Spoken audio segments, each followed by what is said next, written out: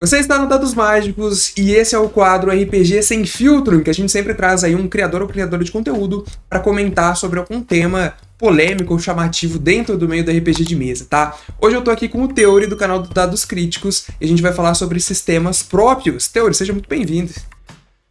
Eita, muito obrigado pelo convite, muito bom estar aqui, como sempre, cara, valeuzaço. Vamos nessa. Olha só, eu vou soltar algumas afirmativas aqui com base em nada e a gente quer muito saber a sua opinião sobre isso. O tema de hoje vai ser sistemas próprios, que tem de monte aí na internet e sempre existe aí a galera pró-sistema e contra-sistema, né? A gente vai debater um pouco sobre isso também. Então você que está nos assistindo, já deixa o like, se inscreva no canal e vamos nessa. Eu queria saber a sua opinião sobre a seguinte afirmativa.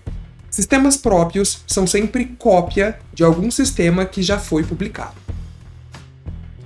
Cara, eu concordo em partes, né? Se a gente parar pra pensar, assim como o idioma, todo sistema próprio é inventado. Todo sistema é um sistema próprio. Sim. A diferença é que alguns sistemas eles são feitos e pensados com mais estrutura para alcançar um público e outros ficam, não vou levar tanto critério, levar tanto rigor ali. Mas assim como toda palavra é uma palavra inventada para um idioma e o que valida ela ou não é o circuito social, um sistema é da mesma forma. Então, se eu fizer um sistema e várias pessoas começarem a falar e a testar e a usar, ele passa a ser validado ali pelo grupo e tá valendo, é isso aí. Bem, você acha que todo sistema ele poderia ser adaptado com homebrew? De onde vem a necessidade de se ter um sistema individual, próprio, e não apenas uma adaptação de um sistema que já existe? Eu vejo que se você... O meu jeito de ver RPG é que a mecânica ela importa bastante no sentido de que ela tem que passar uma sensação de que você tá naquele mundo que você quer jogar especificamente.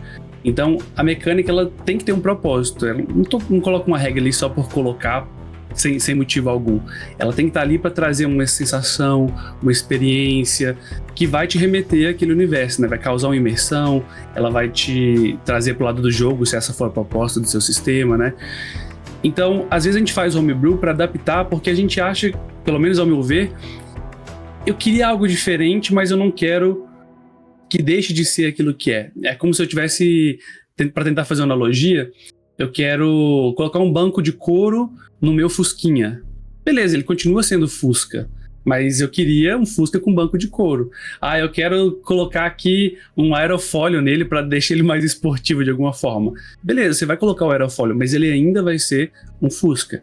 Agora, quando você muda o motor do carro, né, a gente até chama no RPG de motor de regras muitas vezes, aí, assim, você tem que mudar toda a experiência daquilo. Aí eu acho que chega um momento ali em que você precisa nomear de outra forma, porque deixou de ser aquilo que era anteriormente. Mas a gente entra numa discussão filosófica essa, né? Tem aquele negócio do navio, eu esqueci o nome, mas navio de Teseu. Navio de Teseu, é isso mesmo, né? Que o quanto você vai mudando as coisas, sabe, ainda é a mesma coisa, ainda é o mesmo barco. Então, a gente, acho que quem define o limite, da mesma forma que quem valida um sistema ou não, é alguém, né? Alguém vai chegar e bater o martelo e falar assim, eu acredito que isso já seja outro, mas vão ter divergências aí, então quando deixa de ser o mesmo, ter um motor diferente, vira outra coisa, né? Sim. Tem outra afirmativa muito legal que é o seguinte, né?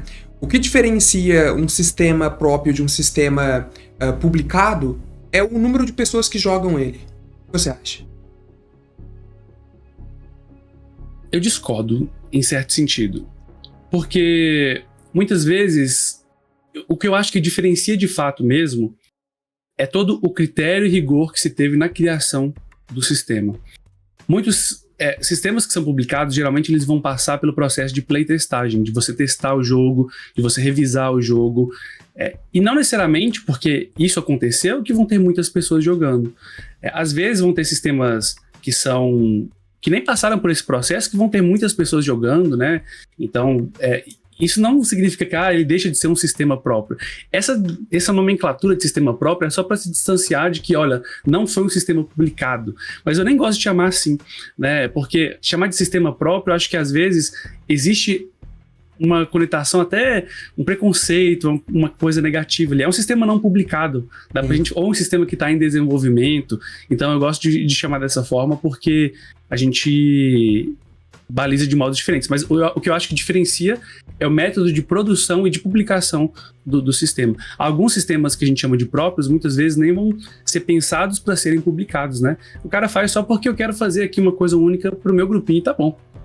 Muito bem. A gente vai falar já do fractal, mas antes eu tenho mais uma dessas afirmativas genéricas, que é o seguinte: todo sistema é uma cópia de Dungeons and Dragons. Eu acredito que, em certo sentido, isso tem um fundo de verdade, e eu vou dizer por quê. Se Dungeons and Dragons foi o primeiro RPG a surgir, e existem controvérsias em relação a isso, mas todos eles surgem e seguem a mesma regra. O que eu acho que é legal, eu até recomendo, né, um documentário que chama The Secrets of Blackmoor, né, Os Segredos de Blackmoor, que ele conta a criação do D&D, como foi isso lá atrás. E antes mesmo de surgir o D&D em si, já existia pessoas jogando o que a gente entende como RPG hoje, que era o Dave Arneson jogava, né, a própria Blackmoor, que era um cenário que ele fez, né, baseado ali nessa questão dos jogos de guerra. Se a gente parar para observar o próprio Greyhawk, né, que o Gygax fez depois, né, com muita influência do Blackmoor, ele era um pouco diferente do que o D&D veio a ser depois. Então, em certo sentido, essa afirmação é correta, porque todo RPG, ele tem algo que é único dos RPGs e que eu nem acho que é a regra em si. O que eu tô falando que é único, que é essa cópia, é essa conversa. Essa questão de eu converso, você coloca um desafio, e aí através da conversa a gente resolve algo com alguma mecânica. Pode ser dado, pode ser papel tesoura, pode ser cartas, mas essa dinâmica da conversa, de eu falo e invento uma coisa, invento um desafio, você interage dentro dessa ficção e a gente decide isso deixando os dados rolarem, isso está presente em todos os RPGs. E eu acho que nesse sentido, todo RPG é uma cópia de D&D. Mecanicamente, a gente tá muito distante disso, né? Tem RPGs que são literalmente o oposto, são muito diferentes, tem várias escolas diferentes de RPG e tem alguns que fogem e tentam ser o contrário, né? O oposto aí. É quase que a dinâmica, né? A dinâmica do RPG, de como que o sistema de interações funciona, excluindo qualquer tipo de regra, ele é muito parecido, né? Mas eu fico me perguntando até que ponto isso é influência do D&D e uma cópia. Porque eu vejo que esses sistemas mais antigos, eles de fato servem de referência para muita coisa. E será que a gente poderia chamar de fato de cópia? No sentido é mais influência, né? Cópia, acho que não é cópia, não. Mas no fundo também, cara, o que é uma cópia e o que é uma influência? Porque quando a gente pega e fala assim, eu vou usar, em vez de usar o D20, eu vou usar um D12. Mas aí vai ser diferente. No fundo, é uma cópia daquele esquema que você está fazendo, né? com a sua cara, com o seu jeito de fazer, né? Então, fazer um sistema, ele sempre vai exigir que você copie, pegue referências, né? A diferença com a honestidade que você faz isso. Não tem nada de errado em você falar, peguei isso aqui do D&D. Né? E olha, a influência tá aqui. O problema é quando você faz isso e fala, olha, foi original, eu que inventei, rolaram um D20 aqui e tal. Né? Isso aí não rola, não. Aquela máxima, né? Nada se cria, tudo se copia. Vamos Exato, falar um pouco do fractal. Pra galera que não sabe, assim, de uma forma geral, como a gente poderia definir o que é fractal? O fractal ele é um sistema para você jogar sessões curtas e jogar o mundo, sem se preocupar tanto com as regras. Então, sabe quando você assiste uma série, quando você assiste um anime, um filme, você fica, nossa, queria jogar nesse mundo, mas será que tem um sistema para isso? Não precisa o fractal ele vem para entrar nesse lugar. Olha, você vai jogar uma aventura curta, uma sessãozinha dentro daquele mundo e você vai adaptar suas regras de um jeito muito fácil, muito rápido e é narrativo. Então, ele é completamente narrativo e quando eu falo que sem se importar com as regras, não é porque as regras não são importantes, é literalmente o contrário. Ele se chama fractal porque ele é modular. né? Os fractais são formas geométricas que, se você replicar elas, você consegue fazer várias outras formas, igual cristais de gelo, por exemplo, né? Então, de neve, você vai vendo assim, eles formando, são triângulozinhos. Então, o fractal é isso. Você tem módulos pequenos de regras narrativas, bem pequenininhos, que olha, preciso de um inventário. Você coloca esse módulo de inventário. Ah, não é importante pro meu jogo, para esse mundo, ter um inventário. Não coloco. Então, o fractal é um sistema que ele surge, você faz o personagem com frases, né? Tem muita influência de jogos narrativos como Fate, como City of Mist, como os PBTAs da vida, assim, e muita influência de um movimento chamado FKR, que é um movimento de RPG bem antigo até, que foca nessa questão da diegética, né? Que é um nome difícil para falar, que a gente tá falando de dentro do mundo e por aí vai. Então, esse é o fractal. De forma geral, ele traz, então, ferramentas para a gente conseguir narrar qualquer cenário que não tenha ali uma publicação oficial dentro do... Ou até mesmo os que tem, né? É isso. O foco dele é... Como ele se baseia nesse movimento do FKR, a máxima é de que os livros do mundo já são livros de regras.